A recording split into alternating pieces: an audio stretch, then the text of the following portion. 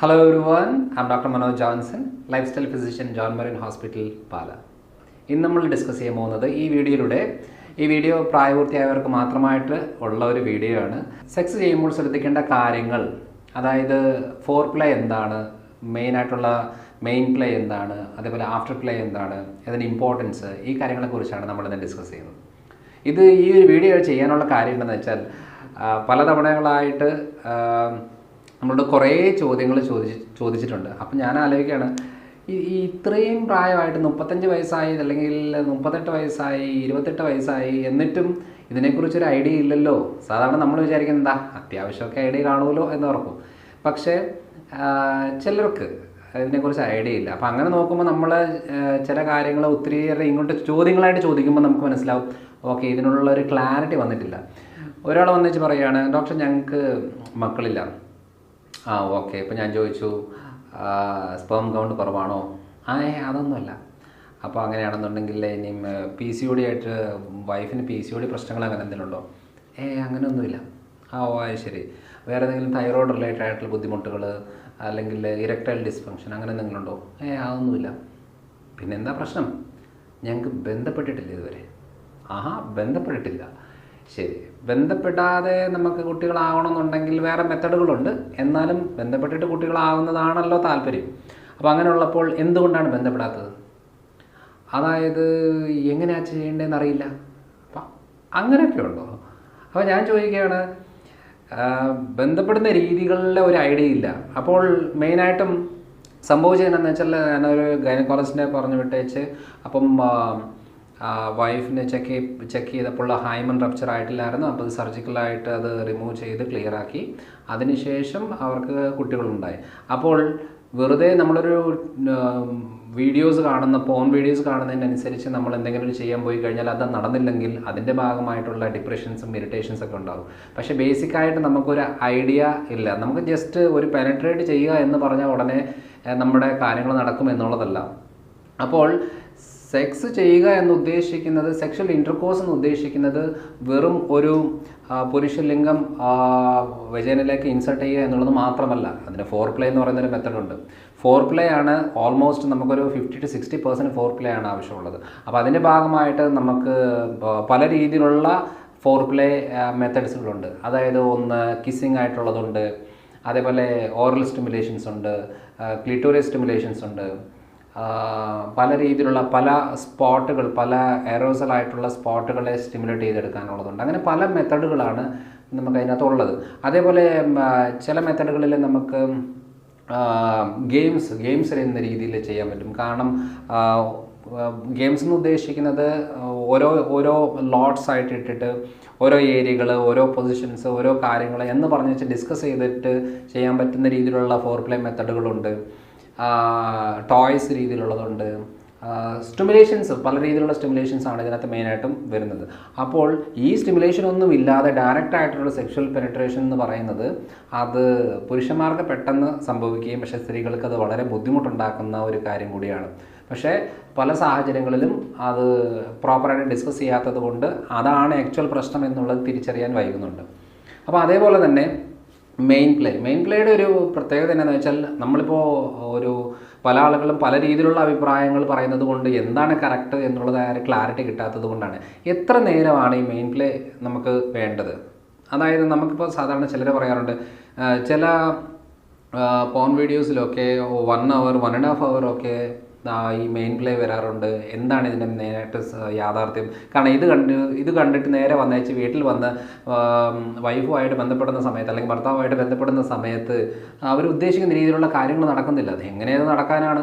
കാരണം അത് കുറേ നാളുകളായിട്ട് ദിവസങ്ങളോളം എടുക്കുന്ന ഷൂട്ടിങ് മെത്തഡുകളാണ്. അപ്പോൾ അത് ഒരു ആക്ഷൻ കൊടുക്കുന്നു, കട്ട് ചെയ്യുന്നു, അതിന് വേറെ പൊസിഷൻസ്, വേറെ രീതികൾ എന്നൊക്കെ പറഞ്ഞ് ടൈം എക്സ്റ്റെൻഡ് ചെയ്തേച്ച് പോകുന്നൊരു കാര്യമാണ്. അപ്പം അത്രയും കാര്യങ്ങൾ ചെയ്യുന്നതിൻ്റെ ഭാഗമായിട്ട് ചെയ്യുന്നൊരു രീതിയാണ്. അപ്പോൾ സാധാരണ അതായത് യൂറോപ്യൻസിൻ്റെ സെക്ഷുവൽ റിലേറ്റഡ് ആയിട്ടുള്ള ആക്റ്റുകൾ വേറെയാണ്, ഉദാഹരണ രീതികൾ വേറെയാണ്, വലിപ്പം വേറെയാണ്, എല്ലാം വേറെയാണ്. ആഫ്രിക്കൻസിൻ്റെ വേറെയാണ്, ഏഷ്യൻസിൻ്റെ വേറെയാണ്. അപ്പം ഇതെല്ലാം നമ്മൾ കമ്പയർ ചെയ്യാൻ പോയി കഴിഞ്ഞാൽ നമുക്കതിനെ അല്ലെങ്കിൽ ദൈവമേ ഇതെന്തൊരു അവസ്ഥയാണ് എന്ന് തോന്നും. അതുകൊണ്ട് കമ്പയർ ചെയ്യേണ്ട ആവശ്യമൊന്നുമില്ല. നമ്മുടെ സാധാരണ രീതി അനുസരിച്ച് സാധാരണ രീതി അനുസരിച്ച് 15 to 20 minutes ഓക്കെ ഇതൊരു മെയിൻ പ്ലേക്ക് നമുക്ക് കൊടുക്കാൻ പറ്റിയതാണ്. അതിൽ കൂടുതലാകുന്നതും ഓക്കെയാണ്, പക്ഷേ അതെല്ലാം നോർമലായിട്ട് നമുക്കൊരു 10-15-20 minutes എന്ന രീതിയിലാണ് മെയിൻ പ്ലേ.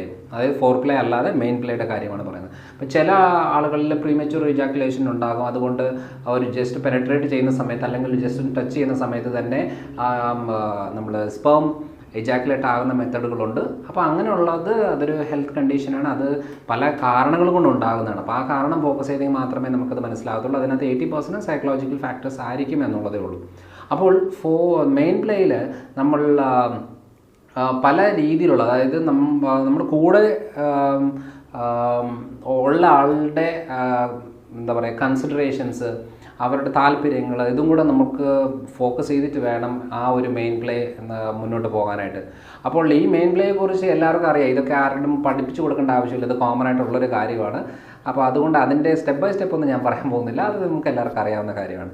അപ്പോൾ ഈ രണ്ട് ഫോർ പ്ലേ വളരെ ഇമ്പോർട്ടൻ്റ് ആണ്, മെയിൻ പ്ലേ ഇമ്പോർട്ടൻ്റ് ആണ്. പക്ഷേ ഈ രണ്ട് കാര്യങ്ങളെക്കാട്ടിലും വളരെ ഇമ്പോർട്ടൻ്റ് ആയിട്ടുള്ള കാര്യമാണ് ആഫ്റ്റർ പ്ലേ എന്ന് പറയുന്നത്. ഈ ആഫ്റ്റർ പ്ലേയുടെ ഒരു പ്രത്യേകത എന്താണെന്ന് വെച്ചാൽ, ഈ ആഫ്റ്റർ പ്ലേ ആണ് ഇതിൻ്റെ ഒരു കൺക്ലൂഷൻ എന്ന് പറയുന്നത്.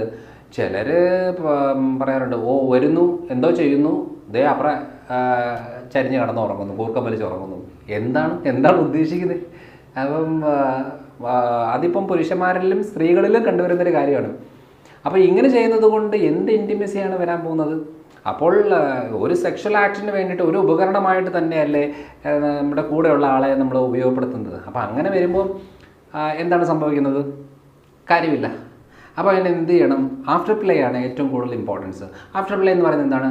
അതായത് സ്പേം ഇജാക്കുലേഷൻ നടന്നതിന് ശേഷം സത്യം പറഞ്ഞാൽ ഒരു 80% സ്ത്രീകളിലും ഓർഗാസം നടക്കാറില്ല. കാരണം പുരുഷന്മാരുടെ ഓർഗാസം എന്ന് പറയുന്നത് സഡന്നായിട്ട് റൈസ് ആകുകയും സഡന്നായിട്ട് ഡൗൺ ആകുകയും ചെയ്യും. പക്ഷേ സ്ത്രീകളിലെ ഓർഗാസം എന്ന് പറയുന്നത് വളരെ സ്ലോ ആയിട്ട് റൈസ് ആകുകയും വളരെ സ്ലോ ആയിട്ട് കുറയുകയും ചെയ്യുന്നതാണ്. അപ്പോൾ ഈ റൈസ് ആകുന്ന സമയത്ത് തന്നെ പുരുഷൻ്റെ ഇജാക്കുലേഷൻ സംഭവിക്കുകയും അത് കഴിഞ്ഞേച്ച് പുരുഷൻ വന്നേച്ച് യാതൊരു ബന്ധമില്ലാതെ ആലുവ മണപ്പുറത്ത് പോലും കണ്ട പരിചയമില്ലാത്ത രീതിയിൽ കടന്ന് ഉറങ്ങി കൂർക്കം വലിച്ച് ഉറങ്ങിക്കഴിഞ്ഞാൽ ആ കൂടെയുള്ള ആളുടെ അവസ്ഥ ഒന്ന് ആലോചിച്ച് നോക്കിക്കേ. കഷ്ടമല്ലേ? അപ്പോൾ എന്ത് ചെയ്യുന്നത്? ആ ആഫ്റ്റർ പ്ലേ ആണ് വളരെ ഇമ്പോർട്ടൻ്റ് ആയിട്ട് വേണ്ടത്. അപ്പോൾ ഈ ആഫ്റ്റർ പ്ലേയിൽ എന്ത് ചെയ്യണം? നമ്മുടെ ഈ ഒരു സെക്ഷൽ ആക്ടിന് ശേഷം ഇപ്പോൾ ഒരു വാഷ്റൂമിൽ പോയിട്ട് ക്ലീൻ ചെയ്യുന്ന സമയങ്ങളും, അതേപോലെ ഒരു ചെറിയ രീതിയിലുള്ള ബാത്ത്, ഒരുമിച്ചുള്ള കുളികളാവാം, അല്ലെന്നുണ്ടെങ്കിൽ ഹഗ് ചെയ്യുക, കിസ് ചെയ്യുക. പ്രത്യേകിച്ചും പല സൈക്കോളജിക്കൽ സ്റ്റഡീസിൽ പറയുന്നത് ഈ സെക്ഷൽ ആക്ടിന് ശേഷം ഇതേപോലത്തെ കാര്യങ്ങൾക്ക് ശേഷം ഈ നെറ്റിയിൽ ഉമ്മ വെക്കുന്നത് വളരെ ഇൻറ്റിമസി ക്രിയേറ്റ് ചെയ്യാനായിട്ട് ഒത്തിരി ഹെൽപ്പ് ചെയ്യുന്ന ഒരു കാര്യമാണ്. അതിൻ്റെ ഓരോ കാര്യങ്ങളും അതിനകത്ത് ഡിസ്കസ് ചെയ്യുന്നത്. ഇതെല്ലാം സൈക്കോളജിക്കൽ റിസർച്ചിൻ്റെ ഭാഗമായിട്ടാണ് പറയുന്നത്. അപ്പം ഓരോ കാര്യങ്ങൾ ഇന്ന് ഈ രീതി ചെയ്തത് നന്നായിരുന്നു, അല്ലെന്നുണ്ടെങ്കിൽ ഇത്രയും നേരം, അല്ലെങ്കിൽ എന്തെങ്കിലും ഒരു തമാശകളായിട്ടും കാര്യങ്ങളായിട്ടും അത് ഒരു ഡിസ്കഷൻ രീതിയിലേക്ക് വരും. അപ്പോൾ ഈ പറയുന്ന ഡിസ്കഷൻ്റെ ഇടയ്ക്ക് നമ്മൾ പഴയ എന്താ പറയുക, അന്ന് ഇത് ചെയ്തില്ലേ, അല്ലെങ്കിൽ ഞാൻ ഓടി വന്നപ്പോൾ നീ തിരിഞ്ഞു നോക്കിയില്ല, അല്ലെങ്കിൽ ഇന്ന് ഒച്ച വെച്ചു, ബഹളം വെച്ചു, എന്നോട് വഴക്ക് പറഞ്ഞു എന്നൊക്കെ രീതിയിലുള്ള പ്രശ്നങ്ങളിലേക്ക് പോകാതെ വളരെ അന്നത്തെ രീതികൾ, അന്നത്തെ കാര്യങ്ങളൊക്കെ ആയിട്ട് ഡിസ്കസ് ചെയ്തെടുക്കുന്നത് ഇതിന് നമ്മുടെ ഒരു ഇൻറ്റിമസി കൂട്ടാനായിട്ട് ഏറ്റവും കൂടുതൽ ഹെൽപ്പ് ചെയ്യും. അപ്പോൾ ഇതൊക്കെയാണ് സത്യം പറഞ്ഞാൽ. അതുകൊണ്ട് സെക്ഷൽ ആക്ടിന് ശേഷം, മെയിൻ പ്ലേക്ക് ശേഷം ആഫ്റ്റർ പ്ലേ ആണ് വളരെ ഇമ്പോർട്ടൻറ്റ്. അത് പരസ്പരം കുളിക്കുന്ന രീതിയിലാവാം, ഹഗ് ചെയ്യുന്ന രീതിയിലാവാം, ഡ്രസ്സ് ഇട്ട് കൊടുക്കുന്ന രീതിയിലാവാം. അതേപോലെ തന്നെ ഹഗ് ചെയ്തിട്ട് പരസ്പരം ആലിംഗനത്തോടു കൂടി കിസ് ചെയ്തിട്ട് കടന്നുറങ്ങുന്ന ഒരു മെത്തഡ് ഏറ്റവും എഫക്റ്റീവ് ആയിട്ടുള്ളതാണ്. അത്രയും നേരം ചെയ്തിരിക്കുന്ന ആ ഫിസിക്കൽ ഇൻറ്റിമസിയുടെ കൂടെ ഒരു ഒത്തിരിയേറെ എന്താ പറയുക, ഒരു അറ്റാച്ച്മെൻറ്റ് ഫീലാകും, പരസ്പരം റെസ്പെക്റ്റ് കൊടുക്കുന്ന രീതിയിലാവും. ഇല്ലെന്നുണ്ടെങ്കിൽ പുരുഷൻ്റെ കാര്യം കഴിഞ്ഞു എന്ന് പറഞ്ഞ് പോയി കഴിഞ്ഞാൽ സ്ത്രീയുടെ കാര്യം ഇതായിരുന്നു നോക്കുക. അപ്പം സെക്ഷൽ സ്റ്റിമുലേഷൻസ് വീണ്ടും ആവശ്യമുണ്ടെന്നുണ്ടെങ്കിൽ സെക്ഷൽ സ്റ്റിമുലേഷൻ ചെയ്യണം, വേറെ നിവൃത്തിയില്ല. അപ്പോൾ പല പുരുഷന്മാരും ഫെയിലായി പോകുന്നത് ഈ ഒരു സ്ഥലത്താണ്. അപ്പോൾ എല്ലാ രീതിയിലുള്ള പെർഫോമൻസ് കാഴ്ചവെച്ചിട്ട് അവസാനം വന്നിട്ട് പെട്ടെന്ന് ഡൗൺ ആയി വന്ന് കടന്നു കഴിഞ്ഞാൽ എങ്ങനെ തോന്നും? അപ്പോൾ ഇതൊക്കെ ഓക്കെ, അറ്റ്ലീസ്റ്റ് ഒരു ആഴ്ചയിൽ 1-2 ചെയ്യുന്ന ആൾക്കാരൊക്കെ ആണെങ്കിൽ ഇതൊരു നോർമൽ മെത്തഡാണ്. പക്ഷേ 7-8 കൊല്ലമായിട്ട് ലൈംഗിക ബന്ധമേ ഇല്ലാത്ത സ്ത്രീ പുരുഷന്മാർ, പ്രത്യേകിച്ച് അത് ഹസ്ബൻഡ് ആൻഡ് വൈഫ് ഉണ്ട്. അപ്പം അവർ പറയുന്നത് ഓക്കെ കുഴപ്പമില്ല എന്ന രീതി തന്നെയാണ് ചിലരങ്ങനെ പറയുന്നത്. പക്ഷേ 99% അങ്ങനെ അല്ല. കാരണം എന്ന് വെച്ചാൽ ഇതൊക്കെ ഒരു നമുക്കാണ് ഇപ്പോൾ എന്താ പറയുക, ഭക്ഷണം, പാർപ്പിടം, വസ്ത്രം, ലൈംഗികത, ഇത് ഇത്രയും ഇമ്പോർട്ടൻ്റ് ആയിട്ടുള്ള കാര്യമാണ്, ഒരു മനുഷ്യൻ്റെ ബേസിക് ആയിട്ടുള്ള കാര്യമാണ്. അത് കഴിഞ്ഞിട്ട് നമുക്ക് മാത്രമാണ് ജോലിയുള്ളതും ടാർഗറ്റ് തേക്കേണ്ടതും അതേപോലെ പല ഗോൾസ് സെറ്റ് ചെയ്യേണ്ടതും അങ്ങനെയൊക്കെ ഉള്ളതും ബാക്കി മനുഷ്യൻ്റെ കയ്യിലുള്ള സംഭവമാണ്. പക്ഷേ ബേസിക് ആയിട്ടുള്ള നേച്ചറിലുള്ളത് ലൈംഗികത എന്ന് പറയുന്നത് വളരെ ഇമ്പോർട്ടൻ്റ് ആയിട്ടുള്ള കാര്യമാണ്. അത് എല്ലാ മതപണ്ഡിതന്മാരിലും എല്ലാ സന്യാസിമാരിലും ആർക്കായിക്കോട്ടെ, ബ്രഹ്മചര്യം കാത്തു സൂക്ഷിക്കുന്ന ആരും ആയിക്കോട്ടെ, അവർക്ക് അങ്ങനെ ഒരു സെക്ഷൽ ഫീലിംഗ് വരണം. അത് നോർമലായിട്ടുള്ളൊരു സംഭവമാണ്. അതിനെ എങ്ങനെ അത് മാനേജ് ചെയ്യുന്നു എന്നുള്ളതിലാണ് അതിന് കാര്യമുള്ളത്. അപ്പോൾ നോർമലായിട്ട് ഇതൊക്കെ ഉള്ളൊരു കാര്യമാണ്. അതുകൊണ്ട് ഫോർ പ്ലേയും മെയിൻ പ്ലേയും ആഫ്റ്റർ പ്ലേയും ഇത് മൂന്നും കോമ്പിനേഷനായിട്ട് കൊണ്ടുപോകുന്നത് വളരെ ഇമ്പോർട്ടൻ്റ് ആണ്. അല്ലാതെ വെറുതെ ഒരു സെക്സിന് വേണ്ടിയിട്ട് മാത്രമായിട്ടുള്ള ഒരു മെഷീൻ രീതിയിലേക്ക് പോയി കഴിഞ്ഞാൽ അവിടെ ഒരു ഫിസിക്കൽ ഇൻറ്റിമസി കാണത്തില്ല. അപ്പോൾ അതുകൊണ്ടാണ് ഈ സംഭവിക്കുന്നത്. പല ആളുകളും ഇവിടെ കിട്ടാതെ വരുമ്പോൾ വേറൊരു സ്ഥലത്തേക്ക് മാറുന്നതിൻ്റെ മെയിൻ റീസണ് ഇത് തന്നെയാണ്. അതുകൊണ്ട് ഒരാളുടെ മാത്രം സന്തോഷവും സമാധാനവും മാത്രം നോക്കുകയല്ല, അടുത്തുള്ള ആളുകളുടെ ആഗ്രഹം കൂടെ സാധിച്ചു കൊടുക്കുക എന്നുള്ളത് വളരെ ഇമ്പോർട്ടൻ്റ് ആണ്. ഇനിയും ചില സ്ത്രീകളിൽ സെക്സിനോടുള്ള താല്പര്യമേ കാണത്തില്ല. ഈ പണ്ട് മീശമാധവനിലൊക്കെ പറഞ്ഞില്ല, ഈ ജഗതി പറയുന്നൊരു കാര്യമാണ്, കട്ടിൽ കണ്ട അവൾ ശവമാണ് എന്ന് പറയുന്നില്ല. അത് കഴിഞ്ഞ പ്രാവശ്യം ഒരു പേഷ്യൻ്റ് എന്നോട് പറയാണ്, ഇവൾ അങ്ങനെയാണ് ഡോക്ടറെ, ആ മീശമാധവൻ്റെ ജഗതി പറയില്ല, അതേപോലെയാണ് കട്ടിൽ കണ്ട ഇവൾ ശവമാണ് എന്ന രീതിയിൽ. സത്യം പറഞ്ഞാൽ അതിൻ്റെ ഒരു മെയിൻ കാര്യം എന്ന് വെച്ചാൽ വരുന്നു, കട്ടിലേക്ക് കയറുന്നു, കടന്ന് ഉറങ്ങുന്നു എന്ന രീതിയിലേക്കാണ്. പക്ഷേ ഇത് വെറുതെ അല്ല. തൈറോയ്ഡ് റിലേറ്റഡ് ആയിട്ടുള്ള പ്രശ്നങ്ങളുണ്ടോ, അതേപോലെ ഡയബറ്റിക് റിലേറ്റഡ് ആയിട്ടുള്ള കണ്ടീഷൻ ഉണ്ടോ, ഹോർമോണൽ ഇംബാലൻസ് ഉണ്ടോ, എല്ലാ കാര്യങ്ങളും നോക്കിയിട്ട് വേണം. ഇല്ലാതെ ഇപ്പോൾ ഈ സെക്സിനോടെ താല്പര്യമില്ലാത്ത ആളുകളുണ്ട്, അവരുടെ എന്തെങ്കിലും ഒരു കാരണം കൊണ്ടാണ് ഇത് സംഭവിക്കുന്നത്, ആ കാരണം കണ്ടെത്തണം. അതേപോലെ വേറൊരാൾ പറയാണ്, ഇവക്ക് 10 മണിയാകുമ്പോഴാണ് ഉള്ള പാത്രങ്ങളെല്ലാം എടുത്തിട്ട് പാത്രം കഴുകി തുടങ്ങും. ഞാൻ 10 ആയി 11 ആയി 12 ആയി ഇവളുടെ പാത്രം കഴുകി തീരത്തില്ല. ഞാൻ ആലോചിക്കട്ടെ, ഈ വീട്ടിൽ ഇത്രയും പാത്രങ്ങളുണ്ടോ എന്ന് പറയുന്നവരുണ്ട്. അതായത് ബെഡ്റൂമിലേക്ക് കയറിയാൽ അവിടെ ആക്രമണം നടക്കും. അതുകൊണ്ട് എന്ത് ചെയ്യും, പോകത്തില്ല, ഇവിടെ തന്നെ എന്തെങ്കിലുമൊക്കെ കാരണം പറഞ്ഞങ്ങ് തള്ളി നീക്കും. അത് കഴിഞ്ഞിട്ട് ഈ പാതിരാത്രിയൊക്കെയാണ് കുളിക്കുന്നത്. അപ്പോൾ ഈ ഒരു രീതിയിലുള്ള വരുന്നത് എന്തിനാണെന്ന് വെച്ചാൽ എവിടെയോ എന്തോ സ്പെല്ലിംഗ് മിസ്റ്റേക്ക് ഉണ്ട്, അത് അന്നേരം ക്ലിയർ ആക്കി പോകുന്നതാണ് ഏറ്റവും നല്ലത്. അപ്പോൾ മനസ്സിലാക്കേണ്ട കാര്യം എന്ന് വെച്ചാൽ ഇതൊന്നും ആരും അങ്ങനെ ഓപ്പണായിട്ട് പറയുന്ന ഒരു കാര്യമല്ല. പക്ഷേ ആരെങ്കിലുമൊക്കെ പറയണ്ടേ. ഇല്ലെന്നുണ്ടെങ്കിൽ ചുമ്മാതെ ഉള്ള ഫോൺ വീഡിയോസും അല്ലെങ്കിൽ ബുക്കും വായിച്ചേച്ച് അല്ലെങ്കിൽ മാസികകൾ, ആരോഗ്യ മാസികകൾ വായിച്ചേച്ച് അതാണ് സത്യം എന്ന് പറഞ്ഞേച്ച് അതിൻ്റെ പുറകെ പോകുമ്പോൾ വരുന്ന കോംപ്ലിക്കേഷൻസ് എന്ന് പറയുന്നത് വളരെ വലുതാണ്. കാരണം ഓരോ കണ്ടിട്ട് ഇങ്ങനെയാണ്, ഞങ്ങളിങ്ങനെയാണ്, നിങ്ങൾ അങ്ങനെയല്ലേ എന്ന് ചോദിക്കുമ്പോൾ നമുക്ക് തന്നെ വിഷമം, ഇങ്ങനെയൊക്കെ ആണല്ലേ, അപ്പോൾ ഞാനിതൊന്നും അല്ലല്ലോ എന്ന രീതിയിലുള്ള ബുദ്ധിമുട്ടുകളൊക്കെ വരും. അതൊന്നും വരാതിരിക്കണമെന്നുണ്ടെങ്കിൽ ഈ സിമ്പിൾ മെത്തേഡുകളൊക്കെ ഒന്ന് ട്രൈ ചെയ്ത് നോക്കുക. ട്രൈ ചെയ്തിട്ട് സക്സസ് ആവുകയാണെന്നുണ്ടെങ്കിൽ അത് ഫോളോ ചെയ്തോ, കുഴപ്പമില്ല.